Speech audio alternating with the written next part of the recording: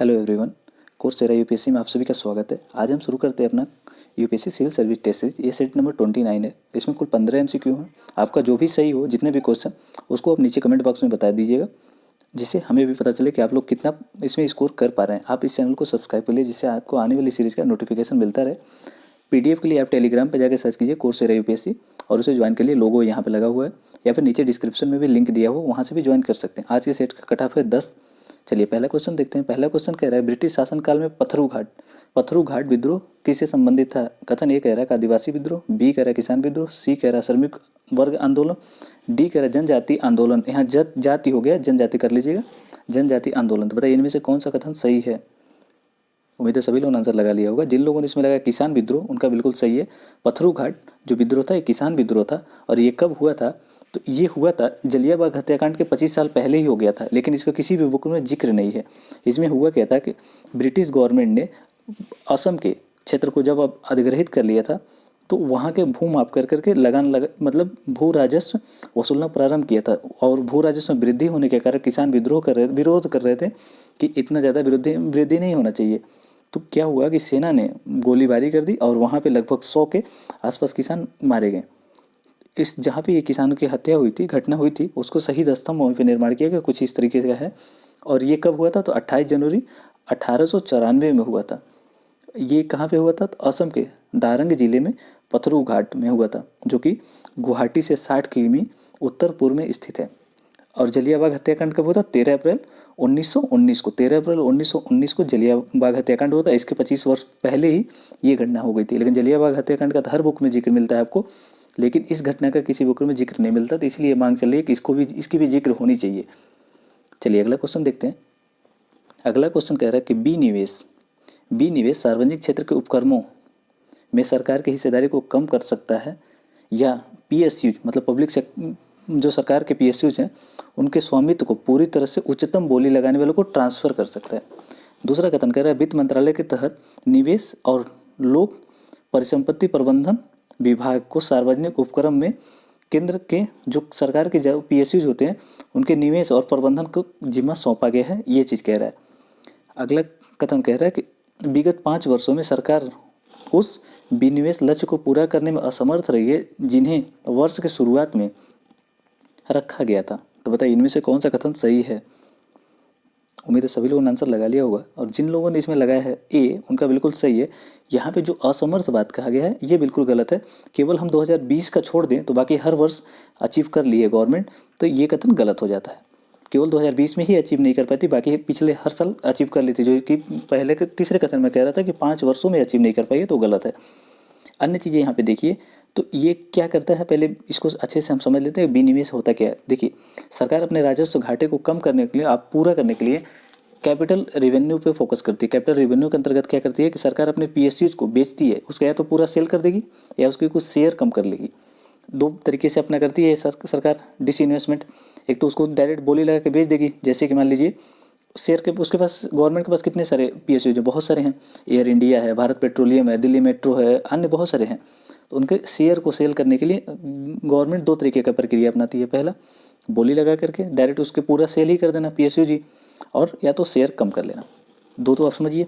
दूसरा तरीका है इसमें, अभी गवर्नमेंट मतलब पहले तरीके को, शेयर को कम करने वाली प्रक्रिया को किसमें अपनाई है?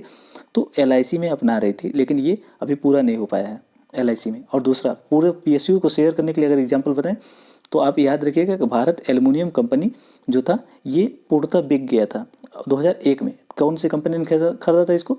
तो वेदांता समूह ने खरीदा था इस चीज़ को। तो दोनों का एग्जाम्पल आपको समझ में आ गया। और जब गवर्नमेंट पूरे पीएसयू को सेल कर देती है तो उसका शेयर उसमें 0 हो जाता है। जो कंपनी खरीद देती है वो पूर्णतः उसका ओनर हो जाती है। ये चीज़ समझ में आ गया।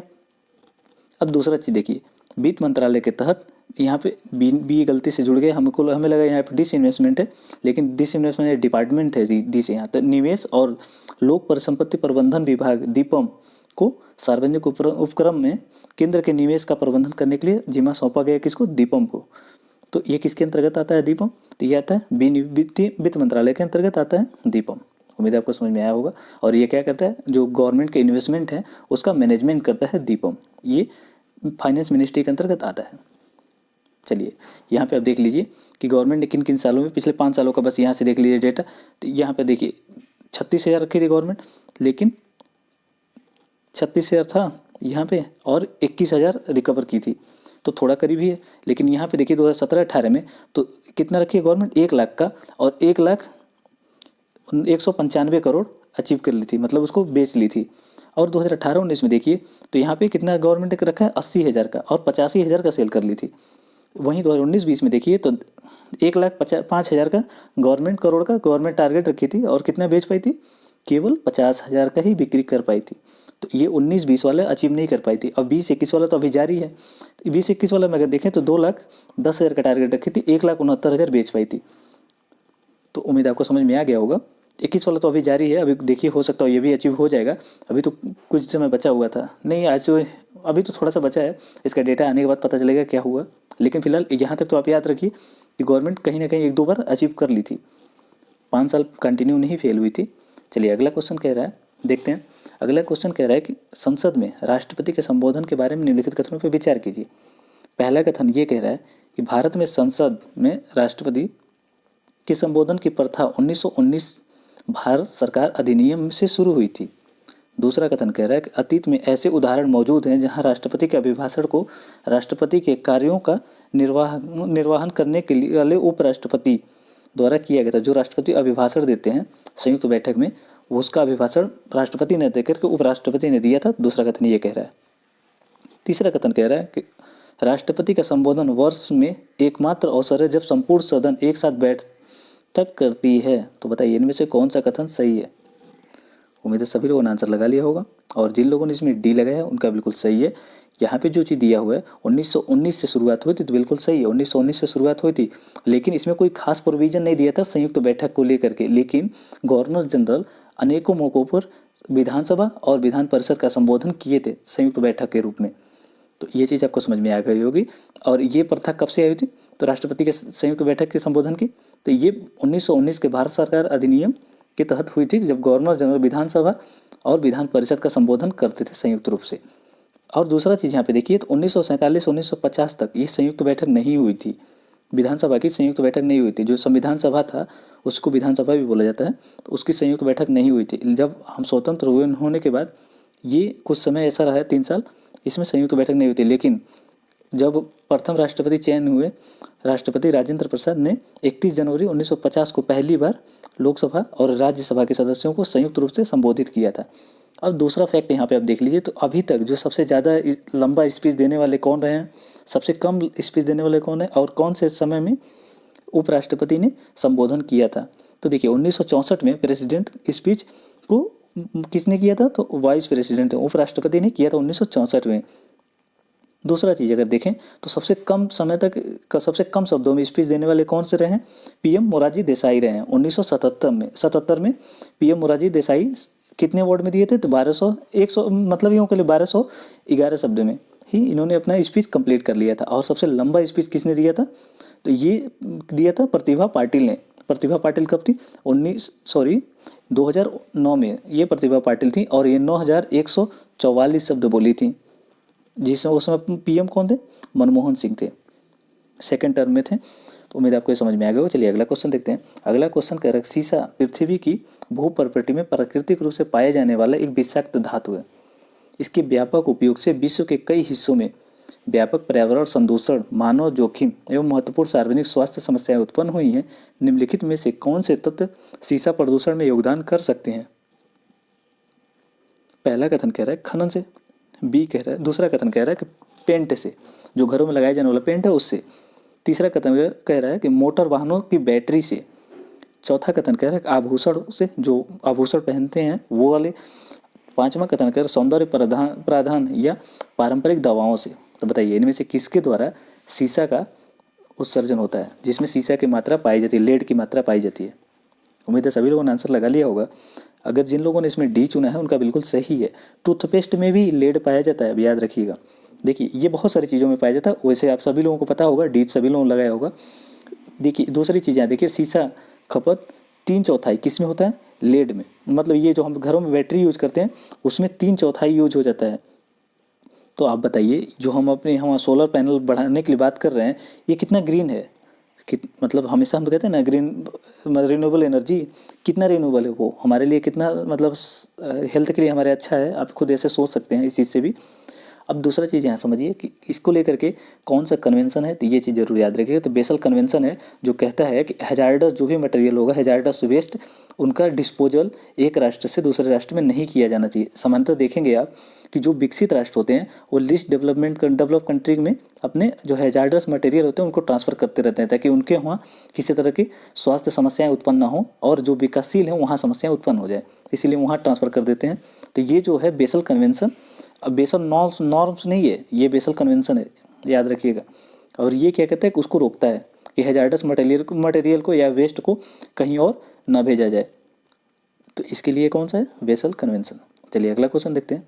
अगला क्वेश्चन कह रहा है कि क्षतिपूर्वक वनीकरण कोष का उपयोग निम्नलिखित में से किस गतिविधि में के लिए किया जा सकता है। तो आपको बताना है कैंपा फंड का किस में यूज किया जा सकता है। पहला कथन कह रहा है कि वन्यजीव प्रबंधन में, दूसरा कह रहा है forest fire prevention and control operation में, तीसरा कह रहा है कि वन क्षेत्रों में काम करने वालों को वेतन और चिकित्सा व्यय का भुगतान करने के लिए, चौथा कथन का है कैंपा कार्यों की निगरानी के लिए। तो बताइए इनमें से कौन सा कथन सही है। उम्मीद है सभी लोगों ने आंसर लगा लिया होगा। जिन लोगों ने इसमें 3 को कट कर दिया है उनका बिल्कुल सही होगा आंसर। जैसे अब 3 को कट करेंगे तो सी कट जाएगा और ए कट जाएगा। अब बचा हमारे पास क्या, कैंपा कार्यों की निगरानी के लिए तो बिल्कुल किया जा सकता है। फायर फॉरेस्ट मतलब फॉरेस्ट में जो आग लगता है और उसको कंट्रोल करने के लिए जो भी खर्च आते हैं उसमें भी ये खर्च किया जा सकता है। अब वन्यजीव प्रबंधन में भी ये भी इसमें भी किया जा सकता है। तो 1 2 4 जिसमें भी है वो सही है, डी में है 1 2 4 और डी सही है इसका आंसर। आप यहाँ पे देख सकते हैं इतने सारे सेक्टर में किया जा सकता है किसका, तो इस जो कैंपा फंड का जो भी उसके कोस्ट हैं उसके पैसे उसका इन सब में खर्च किया जा सकता है। जैसे कि क्षतिपूर्वक मतलब अगर कहीं वन नष्ट हो गया है तो उसको फिर से तैयार करने में जो खर्च आएगा उसके लिए, कैचमेंट एरिया ट्रीटमेंट के लिए, जो भी नदियों के मतलब नालों के पानी गिरते हैं उनके ट्रीटमेंट के लिए भी खर्च किया जा सकता है। वाइल्ड लाइफ मैनेजमेंट के लिए, वनों के प्रबंधन के लिए भी खर्च किया जा सकता है। असिस्टेंट नेचुरल रीजनरेशन मतलब जो मान लीजिए कि यहाँ का वन सूख गया है, अब इसको फिर से तैयार करने के लिए जो भी चीज़ खर्चे आएंगे उसके लिए।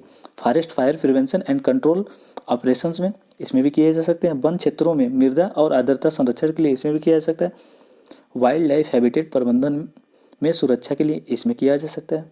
जैव विविधता और जैविक संसाधनों में किया जा सकता है। वनिकी अनुसंधान में, फॉरेस्ट रिसर्च में भी किया जा सकता है। कैंपा के कार्यों की निगरानी में भी किया जा सकता है। तो इतने सारे सेक्टर में किया जा सकता है, तो आप याद रखिएगा। चलिए अगला क्वेश्चन देखते हैं। कभी कभी समाचारों में चर्चित टीजर लोन का अर्थ क्या है। ये कह रहा है उच्च निवल मूल्य वाले व्यक्तियों को प्रदान किए गए ऋण। उच्च निवल मतलब हाई नेट वैल्यू, जिनके संपत्ति बेच करके अच्छी खासी रिकवरी की जा सकती है उनको कहते हैं हाई नेट वैल्यू वाले व्यक्ति। दूसरा दिया है रेपो दर से कम ब्याज दर पर समाज के कमजोर वर्गों को प्रदान किए गए ऋण। तीसरा कथन कह रहा है मतलब सी कह रहा है कि ऐसे ऋण जिन पर पहले कुछ वर्षों में ब्याज दर कम होती है लेकिन बाद में उसमें वृद्धि की जाती है। डी कह रहा है उपरोक्त में से कोई भी नहीं। तो बताइए इनमें से टीजर लोन के संबंध में कौन सा कथन सही है। देखिए ऐसे कथन को काफ़ी यूपीएससी पसंद करती है पूछने में एग्जाम में, तो अब याद रखिएगा। बताइए इनमें से कौन सा कथन सही है। उम्मीद है सभी लोगों ने आंसर लगा लिया। जिन लोगों ने इसमें सी लगाया है उनका बिल्कुल सही है। ये ऐसे ऋण होते हैं जैसे कि आप लोन लिए तो शुरुआत के 5 मंथ या 1 साल आपके जो ऋण होंगे, ऋण के ब्याज होंगे, ब्याज दर तो कम रहेगा लेकिन इसके बाद ये बढ़ता चला जाएगा ब्याज दर। तो इसी को कहते हैं टीजर लोन। शुरुआत में तो बहुत छोटा होता है लेकिन बाद में बढ़ जाता है। देखिए यहाँ पे दिया हुआ है कि कंपनियां अपने कस्टमर को ऑफर करती हैं बिगनिंग में लो interest rate first few month और 1 ईयर। उनके रेट जो होंगे कम रहेंगे लेकिन उसके बाद क्या होगा, उसके बाद इनका रेट बढ़ता चला जाता है, समय के साथ धीरे धीरे बढ़ता चला जाता है। अभी ये मांग चल रही थी होम लोन के लिए प्रोविज़न किया जाए और जल्दी से जो पे कर देगा उसको कम पर जमा करना पड़ेगा, मतलब इंटरेस्ट रेट कम देना पड़ेगा। चलिए अगला क्वेश्चन देखिए।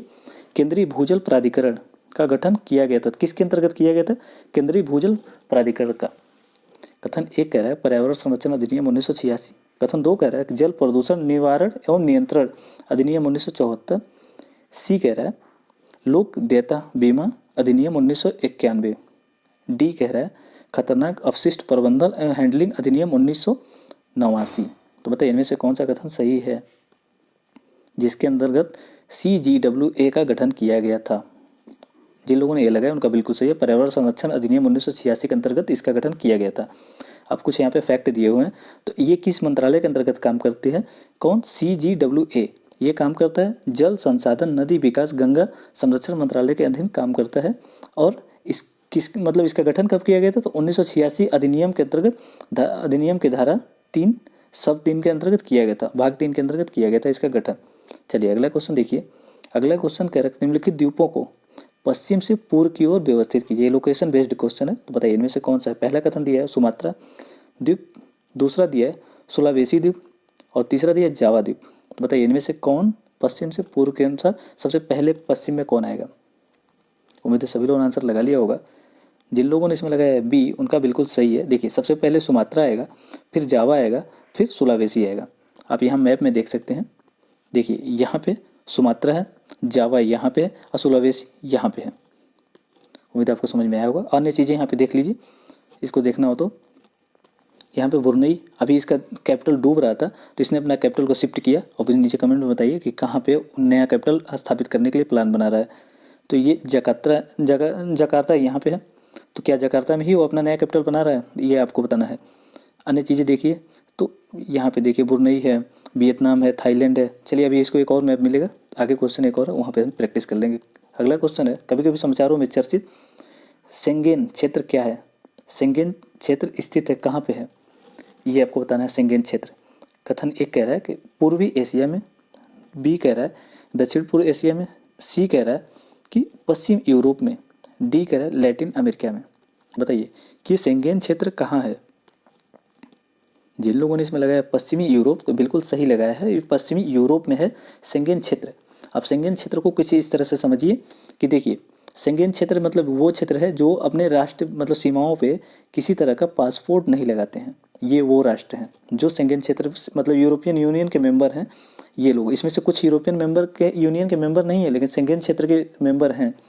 अब देखिए यहाँ पे जो भी बैगनी कलर में दिखाया हुआ है ये यूरोपियन यूनियन के भी मेंबर हैं और शेंगेन के भी मेंबर हैं। शेंगेन वो राष्ट्र हैं जो एक दूसरे की सीमाओं पर किसी तरह का पासपोर्ट और नियंत्रण नहीं लगाते हैं, आधिकारिक रूप से इसको समाप्त कर दिए गए हैं।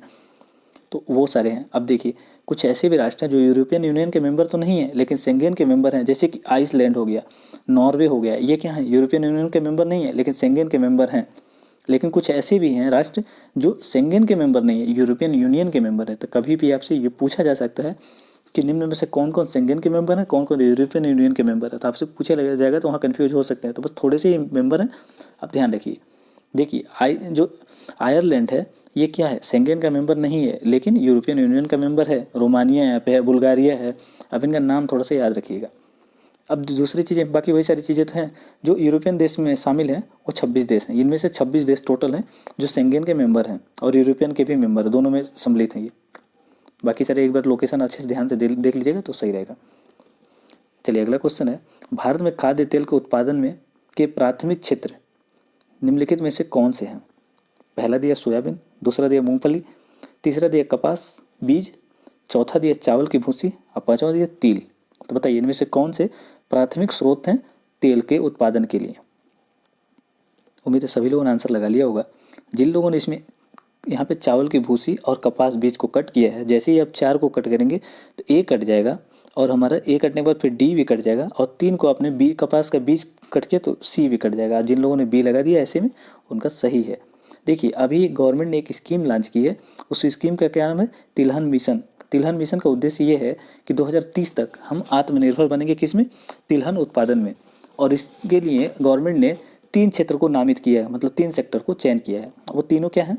पहले प्राथमिक सेक्टर में जो भी मतलब तेल के लिए तिलहन के लिए जो भी पहले में इसमें सम्मिलित किया गया 7 खाद्यान्न सम्मिलित है, जैसे कि सोयाबीन हो गया, रेपसीड हो गया मतलब सरसों, मूंगफली हो गया, तिल हो गया, सूरजमुखी हो गया, कुसुम हो गया और नाइजर। यहाँ पे नाइजर याद रखिएगा, नाइजर तीसी को कहते हैं। यूपी जो बिहार से संबंध रखते होंगे या फिर पंजाब से संबंध रखते होंगे उनको पता होगा नाइजर को तीसी कहते हैं। तीसी एक वो होता है तेल के लिए, तो उसी को कहते हैं नाइजर।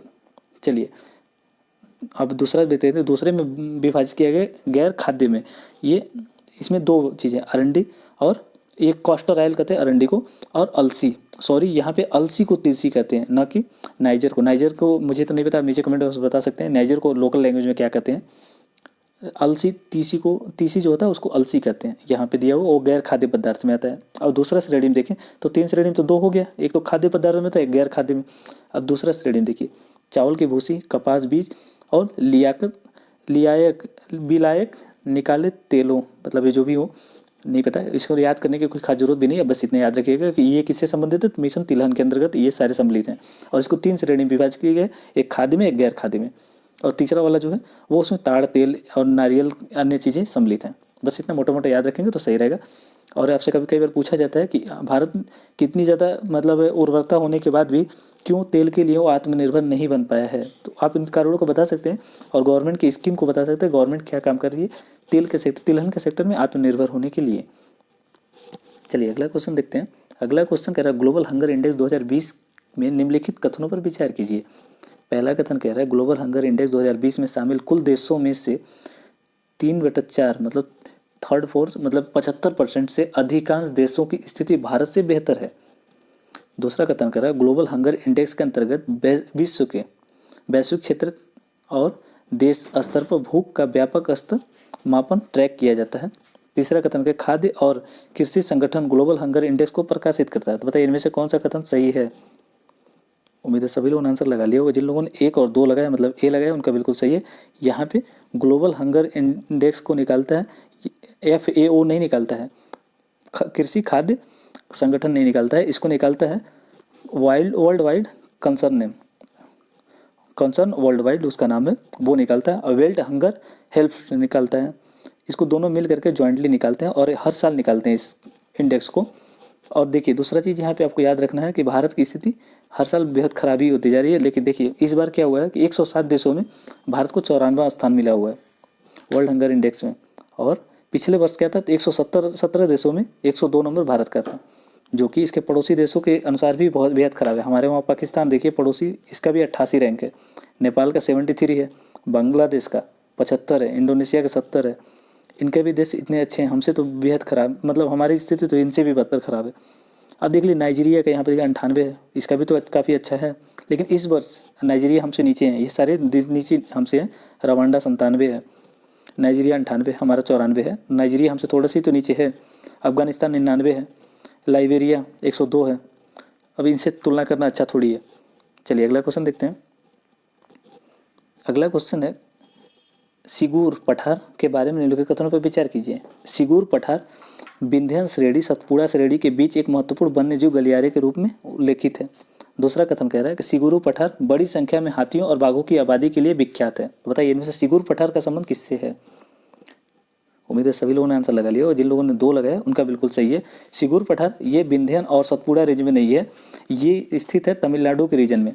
तमिलनाडु में कहाँ पे स्थित है, तो तमिलनाडु में नीलगिरी रीजन जब देखेंगे तो उस रीजन में स्थित है और यहाँ 6300 से अधिक हाथियाँ निवास करती हैं। और भारत में हाथी और बाघों की सबसे बड़ी आबादी यही निवास करती है, कहाँ पे, सिगुर पठार में। तो ये सिगुर पठार का लोकेशन आप ध्यान देख लीजिएगा एक बार। चलिए अगला क्वेश्चन है, निम्नलिखित कथनों पर विचार कीजिए। पहला कथन है कि म्यांमार, मलेशिया, वियतनाम थाईलैंड के साथ स्थलीय सीमा साझा करते हैं। थाईलैंड के साथ, पहला कथन कह रहा है कि म्यांमार, मलेशिया और वियतनाम थाईलैंड के साथ स्थलीय सीमा साझा करते हैं। दूसरा कथन कह रहा है करा कैनाल, करा कैनाल नहर एक प्रस्तावित नहर है जो थाईलैंड की खाड़ी को अंडमान सागर से जोड़ती है। तो बताइए इनमें से कौन सा कथन सही नहीं है। उम्मीद है सभी लोगों ने आंसर लगा लिया होगा। जिन लोगों ने इसमें लगाया ए उनका बिल्कुल सही है। यहाँ पे थाईलैंड जो है म्यांमार से साझा करता है, मलेशिया से भी साझा करता है, लेकिन वियतनाम से साझा नहीं करता है। अब करा कैनाल के बारे में थोड़ा सा देख लीजिए। देखिए करा कैनाल था क्या, थाईलैंड के मतलब साउथ रीजन से चाइना ने बोला था कि यहाँ से कैनाल बना लिया जाए जिससे हम मतलब इस पे डिपेंडेंट ना रहे, तो इसलिए यहाँ पे करा कैनाल बनाया जाता है बस, और इससे ज़्यादा कोई ज़रूरत नहीं याद रखने की। अब देख लीजिए यहाँ थाईलैंड की सीमा, तो यहाँ देखिए म्यांमार से टच करता है, लाओस से भी करता है, कंबोडिया से भी करता है, लेकिन वियतनाम से नहीं करता है, तो इसलिए गलत हो गया था पहला और गलत पूछा हुआ था, तो ये सही था। चलिए अगला क्वेश्चन देखते हैं। अगला क्वेश्चन है कभी कभी समाचारों में चर्चित मियावाकी तकनीक, मियावाकी तकनीक के बारे में बताना है क्या है मियावाकी तकनीक। पहला कह रहा है अपशिष्ट जल उपचार तकनीक, दूसरा कह रहा है वनीकरण तकनीक, सी कह रहा है जल भंडारण तकनीक, डी कह रहा है चिकित्सा की पारंपरिक तकनीक। तो बताइए मियावाकी तकनीक का संबंध किससे है। उम्मीद है सभी लोगों ने आंसर लगा लिया होगा। जिन लोगों ने बी लगाया है वनीकरण तकनीक तो उनका बिल्कुल सही है। मियावाकी तकनीक वनीकरण से संबंधित है। इसमें क्या यूनिक है, तो इसमें ये प्रोविज़न है कि जो खाली मतलब आप लोगों ने देखे होंगे शहरों के मतलब छोटा सा अगर मोहल्ला है तो उसके पीछे कहीं ना कहीं खाली जगह रहता है। मियावाकी तकनीक ये बताता है कि उन क्षेत्रों को हम कैसे पूरा भर सकते हैं, एक ग्रीन रीजन बना सकते हैं। जैसे कि इस फिगर में दिखाया हुआ है, आसपास अर्बन एरिया है, मतलब घर बने हुए हैं, लेकिन यहाँ खाली जगह था, इसको बढ़िया से पार्क बना दिया गया। वही यहाँ पे दिखाया हुआ है कि पहले इसे खाली जगह पड़ा हुआ था, लेकिन बाद में यहाँ पे डेवलप कर दिया गया अच्छे से फॉरेस्ट। तो ये जापान का एक क्षेत्र तकनीक है जहाँ पे विकसित किया जाता है वनों को छोटे छोटे क्षेत्रों में। जैसे कि शहरों के कुछ हिस्सों में विकसित किया जा सकता है, छोटे वनों को विकसित करने की ये तकनीक है, काफ़ी तेज़ी से विकसित हो रही है और लोग इसको एक्सेप्ट भी कर रहे हैं। भारत में भी कई सारे शहरों का विकास इसी तकनीक के आधार पर किया जा रहा है। तो इसलिए न्यूज़ में था, बस नाम याद रखिएगा, मियावाकी तकनीक। चलिए अगला क्वेश्चन है, हाल ही में समाचारों में चर्चित थोवाइट्स ग्लेशियर क्या है, कहाँ है? थोवाइट्स ग्लेशियर के बारे में आपको बताना है।